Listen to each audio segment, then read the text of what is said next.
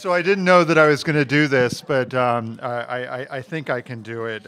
It's really a great honor to introduce Richard White, who has been a friend, a colleague, a mentor, my advisor for the past 10 years, 12 years now. I've known Richard's work, of course. Anybody who thinks about the environment and history and the West and the American West and Native American history these days cannot not know the work of Richard White, and it was a great pleasure to meet him when I was a night journalism fellow at Stanford in 2002, and then to stay on at Stanford and work on a PhD with him, and then work together at the Bill Lane Center for the American West at Stanford.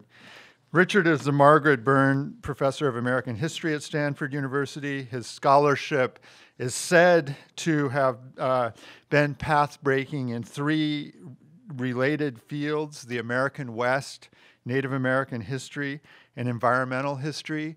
That doesn't tell the half of it. Richard is a very deep but also restless scholar who rarely looks back. His work has also, he's also written very influential and important books on memory and history.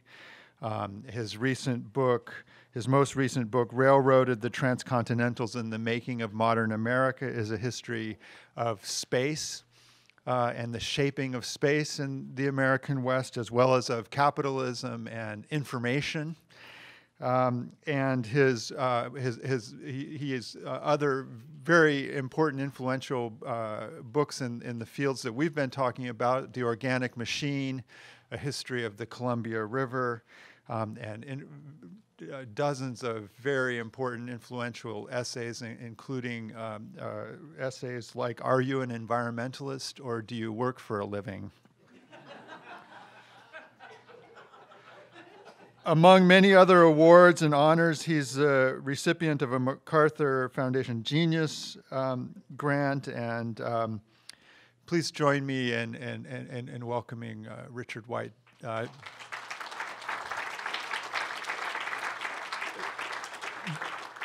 Back to UCLA and to LA, which I remember him always telling me when we were working together in the Bay Area.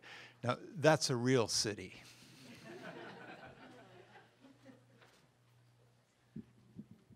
Actually, that title came from a bumper sticker in a logger's truck in Forks, Washington, but it got me thinking, obviously. And I realized that I'm all that stands between you and the reception, or on the other hand, I'm all that stands between you and traffic, in which case I could go on forever, I guess. And what I'd like to do is to try to weave many of the things you've heard already into a kind of summary. And the reason I could do this before having actually heard what anybody was going to have to say is that it happens much of what I'm saying coincides very much with what you've heard already. We're going to get to Point Reyes, but not for a while. So just, you'll have to be patient. We're going to talk about actually John Muir for a while. And my thesis is that John Muir created the modern California landscape. And I don't mean this literally, of course, but I do mean it conceptually. Like Gaul, modern California was divided into three parts. You've heard this already: the high country wilderness, the bulk of the state, which is given over to extractive work within nature, and the urban areas, places from which, for Muir and for most Californians, nature had seemingly been banished. Until at least the middle of the 20th century, this landscape, I think, served California's nature, if not always its people, fairly well, certainly when compared to what the alternatives would have been. By the very late 20th century, it was entering a kind of senescence, growing more and more incoherent and harder to justify and explain. And in part, this is because our society has changed. And in part, it's because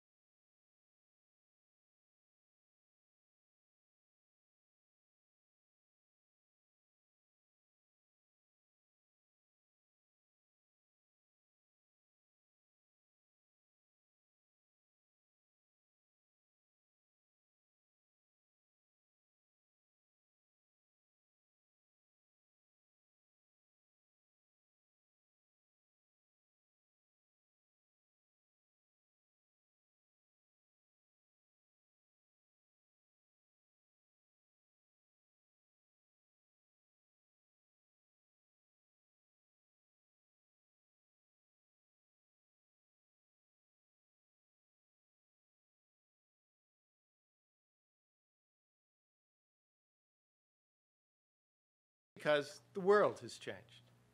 And it's part because our thinking about nature has changed. And in part it is because Muir's model had built-in flaws that over time have become increasingly apparent. Now, wilderness formed the foundation of Muir's environmental thinking. And I think that wilderness, as Muir conceived it, has become increasingly untenable for reasons I'll explain. But the irony is that wilderness defined in ways that Muir might have rejected may be, in fact, our salvation. And for me, that irony contains a second irony, a more personal irony. I became critical of the idea of wilderness on the grounds that it ignored historical realities of how humans had actually lived upon and shaped the land that we called wilderness, and that it privileged certain groups over others. But now, as the definition of wilderness changes, I find myself, to my own surprise, becoming a more and more enthusiastic advocate of it. So let me start with Muir's conceptual achievement, creating a blueprint for modern California. And the best place to start is with his mountains of California, where Muir divided the world up between the sacred and the profane, the wild and the developed, and places of production and places of consumption. Or to put this in another way, he divided up into places of work and places of leisure. Part of what Muir did came from a literal reading of Emersonian categories onto the California landscape. The lower elevations became the realms of commodity, that is, utility and labor. The higher elevations, the Sierra, were the realm of beauty, language, and discipline. There, to quote Muir, or to quote Emerson, the spirit is but thinly and plainly clothed. Unlike the more complicated and complete clothing the spirit wore below. The high country had to be preserved as wilderness because in the high country, the processes of nature itself were most visible and the lessons the clearest. The higher Muir went, the holier the landscape became, not because he was literally nearer to heaven, but because it was nature's workshop, the source of creation. Nature's labor was one of the sources of Muir's fascination with glaciers. They were the tool of nature's creation. They were, to quote him, snowflowers, laboring harmoniously in united strength. The high country was the newest creation, the youngest part of the world, where the newest lakes lie in, quote, glacial wombs. It was the place Muir most treasured, even though it was by his definition impermanent, always in the midst of becoming something else. For Muir, the mountains were the world in flux, constantly changing with nature's labor, and yet at any given point, always in harmony. Its combinations dictated in large part by earlier actions of the glaciers. The corollary of preserving nature's workshop for nature's undisturbed labor was surrendering the rest of nature to human labor. This is the part of Muir that doesn't appear in Sierra Club calendars. Muir expressed an admiration, for example, for mining, the remnants of which you can still see all over the lower Sierra and the California foothills. He thought of miners as a force comparable to nature itself. To quote him, the hills have been cut and scalped and every gorge and gulch and valley torn to pieces and disemboweled, expressing a fierce and desperate energy hard to understand. Still, any kind of effort-making is better than inaction. And there is something sublime in seeing men working in dead earnest at anything, pursuing an object with glacier-like energy and persistence.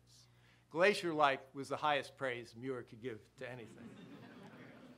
Muir could admire mining because he had spatialized it and segregated it. Mining was work proper to the foothills. And Muir also, with some regret, marked off the Central Valley as a realm for human labor. In the mountains of California, he lovingly recalled his first view of the Central Valley from Pacheco Pass, quote, little trampled or plowed as yet. It had formed one furred, rich sheet of golden composite. He lamented, quote, the wanton destruction of the innocents, but Muir resigned himself to a time when, again, to quote him, the entire area of this noble valley will be tilled like a garden, when the fertilizing waters of the mountains now flowing to the sea will be distributed to every acre, giving rise to prosperous towns, wealth, art, etc. Then I suppose there will be few left, even among botanists, to deplore the vanished primeval flora. Where this circle closed was the link between the city and the wilderness. In the city, Muir, like his contemporaries, believes that human beings had obliterated nature, but they could not live without it.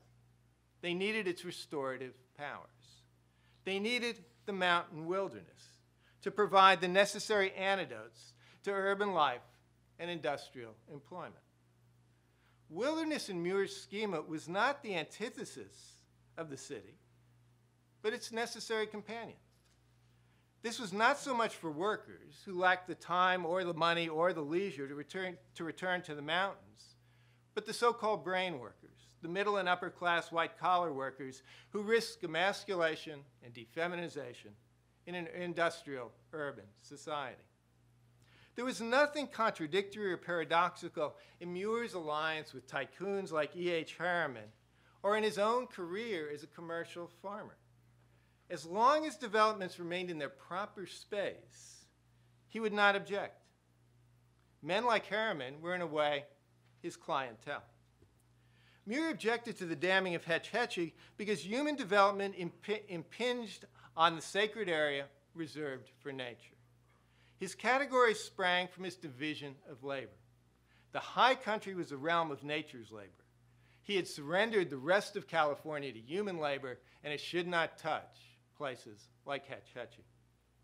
Muir's success in preserving wilderness came at a price. The price that William Cronin emphasized in The Problem with Wilderness. Henceforth, real nature would be across the line, or border, that marked the beginning of wilderness, and that border could not be crossed by everyone. Muir's project was one of cultural mapping. He drew the lines that separated work and leisure. Muir, in the name of restoring humans to nature, was foreshadowing and accepting a detachment of human beings from the vast swaths of everyday nature.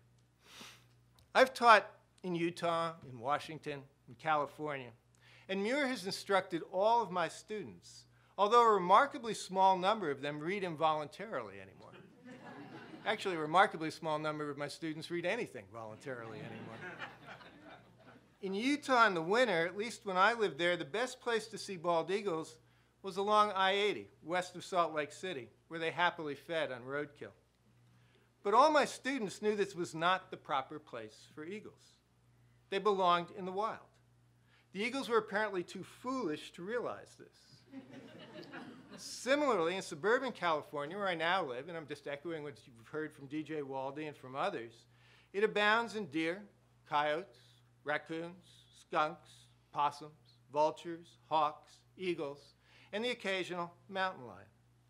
But they are prone to live in ravines or in sewers. The sewers in my neighborhood look like the New York subways at dusk with animals coming out of them. They eat each other, and they eat gardens, and they eat pets, and they eat garbage. This happens not merely or mainly because humans have moved into their habitat. The animals have moved into a habitat humans have created, one in the suburbs, which is rich in food, and they have thrived, and they have multiplied. I, like DJ Waldy, like the animals in my neighborhood. But in the eyes of my students and neighbors, they're often no longer wild. They regard them as kind of animals on welfare. They've exchanged their pride for full bellies. These suburban and urban animals supposedly belong somewhere else. Muir saw himself as recording a reality, but he was also creating it.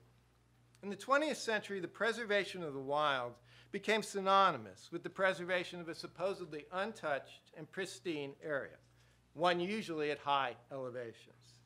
This would change somewhat in the late 20th century when the designation of wilderness areas in the Everglades, in deserts, and on islands. But the first and the core area wilderness areas in California were the high Sierras. Muir created a temple dedicated to creation itself. But he would never accept this phrasing. He claimed that he had found a temple in the Sierra and preserved it. But the Sierra was already, and long had been, a site of human labor. Part of the labor was recent, and Muir and other early wilderness advocates moved to banish both the labor and the laborers. Muir reserved his greatest contempt for shepherds and loggers. Shepherds and their herds of, quote, hoofed locusts were the, quote, money changers in the temple. Because loggers, quote, waste and pure destruction are making rapid headway. But Muir also, as we've heard, moved to banish Indians. In the current iconography of the wild, Indian peoples are identified with the wilderness, but to create a proper wilderness, Muir had to expel them. Indians, he wrote in a famous passage, quote, somehow seem to have no rightful place in the landscape, and I was glad to see them fading out of sight down the pass. This original sin of banishing people who had lived on the land for centuries was hardly unique to wilderness areas and hardly unique to John Muir, even if the pretense that the lands were unoccupied and untouched was. But once established, the problems with maintaining land as wilderness grew increasingly more complicated. The myth of wilderness erased actual history, and that was a land partially shaped by human actions. Hunting, clearing, burning, even agriculture, many of which took place, even before whites arrived. Believing that wilderness was a temple and that it consisted of untouched and pristine lands made its treatment simple. All that had to be done with it was leave it alone. But this ignored the consequences of both past and continuing landscape alterations, habitat fragmentation, suppression of earlier fire regimes, and much more. And also the continuing impact that infringed from outside, such as air pollution. Quite unintentionally, the very act of protecting a landscape meant changing it rather than preserving it. If a landscape had been produced by human burning and you restricted burning to natural fires, then you, in the name of wilderness, could produce a new landscape. As the ecologist David Graeber had argued, in national parks such as Yosemite, the original mandate was object protection. The National Park Service Act of 1916's injunction was to, quote, conserve the scenery and the natural and historical objects and the wildlife therein, and to provide for the enjoyment of the same in such manner and by such means as will leave them unimpaired for the enjoyment of future generations. But wilderness did not prove amenable to object protection. The Wilderness Act of 1964, the most famous piece of wilderness legislation and the one that established the John Muir Wilderness in the Sierra, defined wilderness as, quote, untrammeled, a place where humans visited but did not stay. The management strategy to keep wilderness untrammeled involved, quote, perpetuating native ecosystem elements and processes, trying to retain all native species, allowing fire, water, wind, predation, and decomposition-free play, and keeping alien organisms out. The problem was that in real life, these goals are often antithetical. They're mutually contradictory.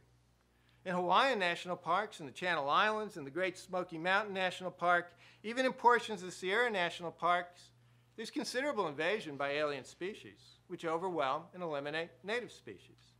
In these places, you cannot maintain natural processes, let nature take its course, maintain biodiversity, and keep a certain kind of landscape. You've got to choose, which means making humans a very visible presence. Protecting native species in places humans define as wild thus sometimes means aggressive intervention in areas where the very definition of wild is protection from aggressive human intervention. There's an obvious paradox here. Climate change has only made the paradoxes more pressing and obvious.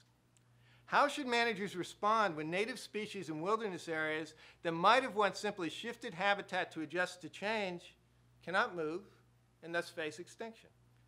Do they purposely intervene and introduce such species into new locations where they have never been in order to preserve them? If we do so, we are constructing wilderness, not preserving it. I could go on, but the basic point is that it's become impossible to hold on to wilderness as either pristine or unmanaged. But once we let the idea go, it is not that hard to admit that we've been creating what we call wilderness all along. Trying to hold on to the idea that wilderness is a thing we found and not something we made, a management category, creates problems. But giving up the idea, I'll argue, liberates us in surprising ways. David Brower used to say that when we lose wilderness, we cannot make any more. I would argue the opposite. If wilderness is only a management category that seeks to limit but not eliminate human intervention in order to ensure a desired set of outcomes that serve species besides ourselves, then we can make more wilderness. And we are doing so. My evidence, which has now vanished on me, is Point Reyes. Okay, this is where you begin to realize that the slide of Northern California before is a much better slide of Point Reyes than anything I can do here. For those of you who don't know, this dark area here is Point Reyes, about 40 miles north of San Francisco. It's in Marin County. It's a long way from Yosemite and the High Sierra. Before John Muir ever came to California, it was ranched and farmed. That's a closer view of it. It was already dairy farms when John Muir lived here. And the farmers were tenants of landlords who had acquired the old land grants. Before that, Point Reyes was Miwok Indian country. The Miwoks burned it, and they hunted it. The Spanish and the Mexicans dispossessed and missionized the Miwoks, and with the end of the missions, many of the Miwoks later became vaqueros on the ranches and rural laborers after that.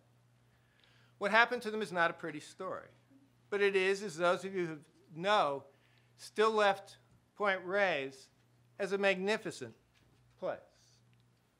This is looking down from the Inverness Ridge at Point Reyes. But in the 1950s, Marin County was changing, and the changes began to affect West Marin and Point Reyes.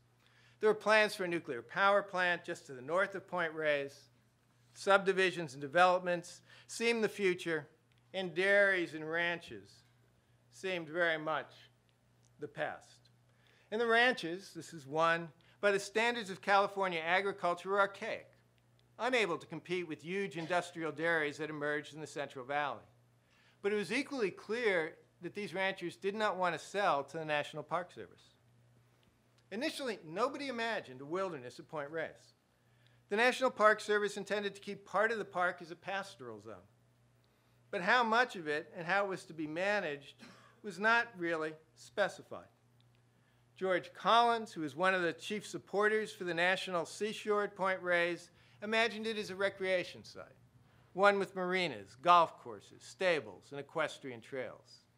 The first take on the park looked to providing a breathing space for urban California, but not a wilderness.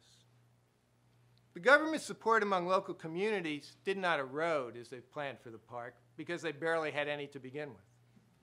The plan eventually instituted of purchasing and condemning ranch lands to create a pastoral zone and then leasing it back to the ranchers on conditions that they maintain the ranches on the way that they were operating them in the 1950s and 1960s became the basis of the park. It was initially going to be all a pastoral zone. The ranchers opposed it, but the ranchers lost. The Sierra Club, which did much to publicize the park around Harold Gilliam's phrase, an island in time, won. The argument for the bill emphasized Point Reyes Peninsula as an unspoiled, undeveloped, and relatively isolated historic area. Nobody imagined it as a wilderness. And in 1964, Congress passed the Wilderness Act. But even then, nobody imagined it would apply to places like Point Reyes with its more than a century-old dairy farms and ranches. Point Reyes was a pastoral zone, and it was intended to simply keep the historic character of these early ranches. But then in 1979, Congress designated 24,200 acres of the seashore as a wilderness. They simply drew a line, said this is a wilderness. And 8,500 more acres as potential wilderness. The potential wilderness areas were areas then under lease. When the leases, most notably that of the oyster farm, which got so much attention recently, expired, the land would become managed as a wilderness. All of Drake's Estero, which you see here, would be managed as wilderness once the leases expired. We've thus been making wilderness at Point Reyes since 1976 and continue to do so as I speak. But what is it?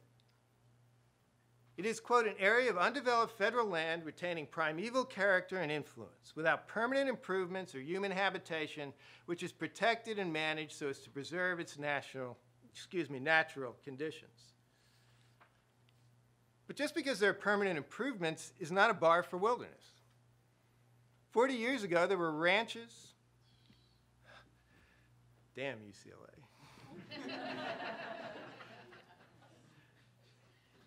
And there was even a housing development on the Limonitory Spit, which you can see down there. The National Park Service, in order to establish a wilderness, simply dismantled them and moved many of the houses. Wilderness is not natural. It is, as you've heard, historical, contingent, and it can seem arbitrary. And I don't think this is a bad thing. I think this is a good thing. The resulting landscapes that can be easy to make fun of and full of all kinds of tricky management problems, but they're landscapes of considerable hope.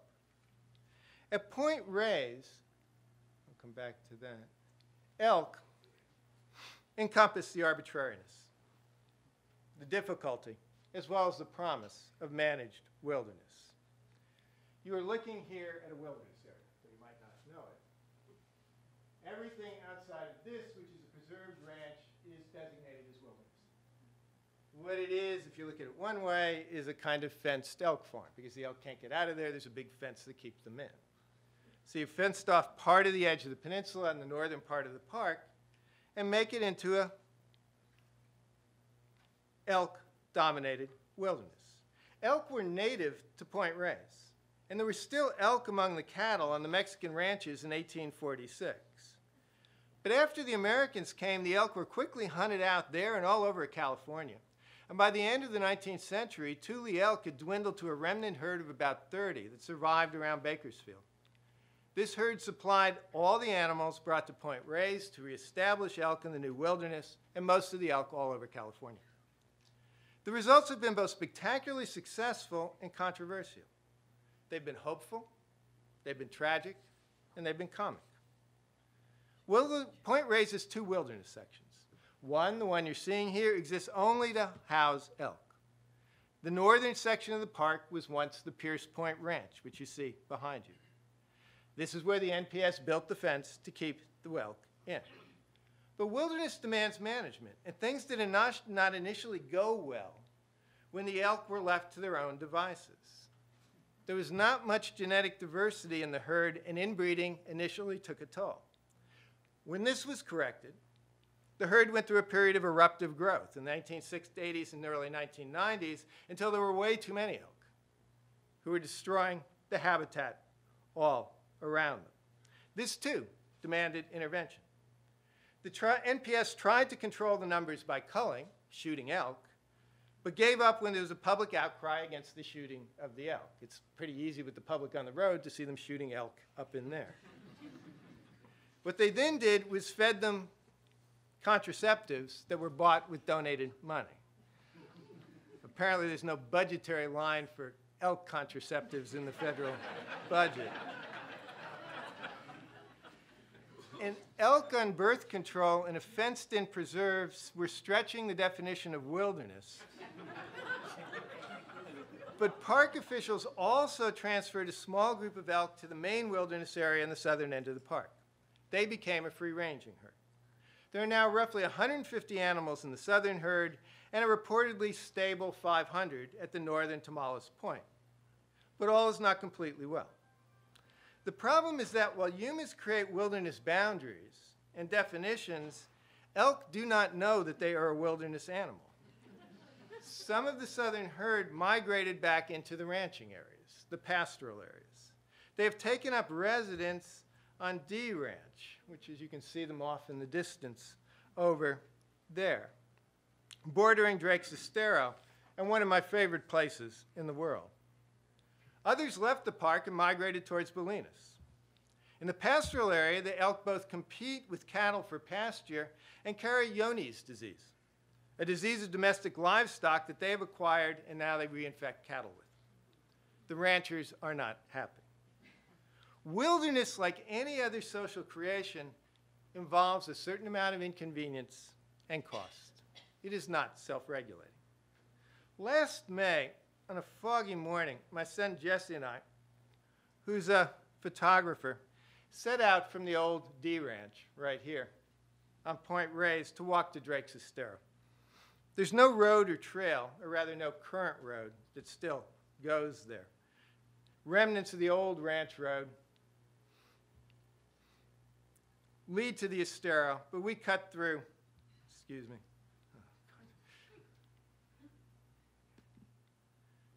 We cut through chaparral and rangeland. We followed the elk trails. We could see elk in the distance, but they'd retreated before us. In the walk of a space of a few miles, Jesse and I moved through the full complexity of national parks and wilderness. We started in a foggy day in the early 21st century and then moved through a pastoral landscape managed so as to supposedly preserve late 19th and early 20th century ranching conditions. We visited a site, supposedly, this is still the chaparral, where Sir Francis Drake landed in the late 16th century. And we ended up in a landscape classified as wilderness. Where does wilderness begin here? It begins about 2 feet past the water. That's the wilderness.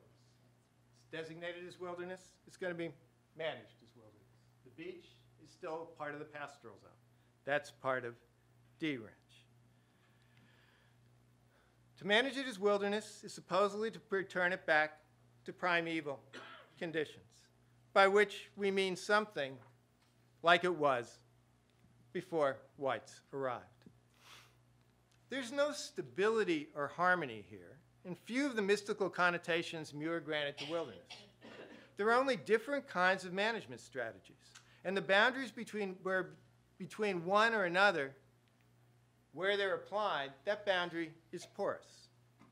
But the management categories are important because for all the exchanges between them, they yield different species and they yield different outcomes.